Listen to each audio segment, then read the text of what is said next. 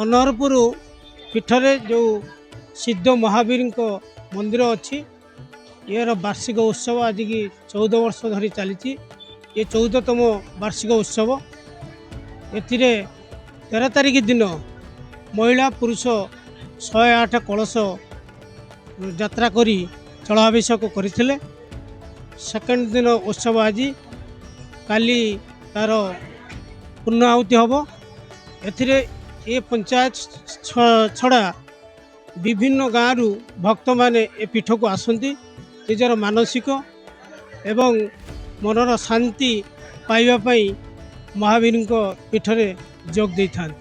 ये महाप्रभु 3 दिन ये विगत 15 वर्ष है चलुअी जहाँ चैत्र मास शेष बैशाख मास प्रारंभ में महाप्रभुंर आपणकर जन्म महोत्सव 3 दिन विश्वशांति यज्ञ हुए। जहाँ प्रथम भोर 3टा 3:30 समय मंगल आरती आरंभ हो महाप्रभुंर शंकुड़ी भोग एवं महास्नान मैलम इत्यादि हो बड़ सिंगार बेश होती उपचार पूजा हुए। महाप्रभुंर मध्याह्न नीति भोग लगे।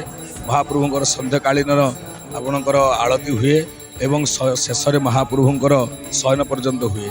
जहाँ फल कि 3 दिन यज्ञ भितर महाप्रभुंर सीतारामकर 1000 आहुति हनुमंत सिद्ध हनुमंत महाप्रभुंर आहुति तत्सहित ये ग्रामवासी समस्त सहानुकूल नारी मान द्वारा कलश यात्रा आदि आरंभ करी मंडल यज्ञ मंडपर पूजा विधि महाप्रभु सीतारामकर यथाविधि हवन पूजन सहिताय तापर हनुमंत सिद्ध हनुमंतर यथाशक्ति विधि उपर पूजा एवं शत सहस्र हवन सहित गीता यज्ञ तो से पूर्णाहुति सहित बहु आडंबर कार्यक्रम महाप्रसादर भोजन मध्याह्न भोजन इत्यादि कर्म सब जोग रही अछि।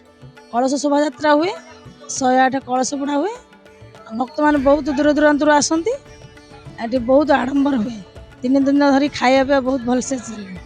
आ भक्त मान बहुत माने ये करके आसती। एठिकी बहुत आड़ू बहुत आसिकी बहुत ठाकुर महिमा बहुत ठाकुर को जी जमी डाके सेमती भी ठाकुर शुणती। प्रति वर्ष पूरी एथर 13 तारीख दिन प्रातरु 108 कलश यात्रा होता।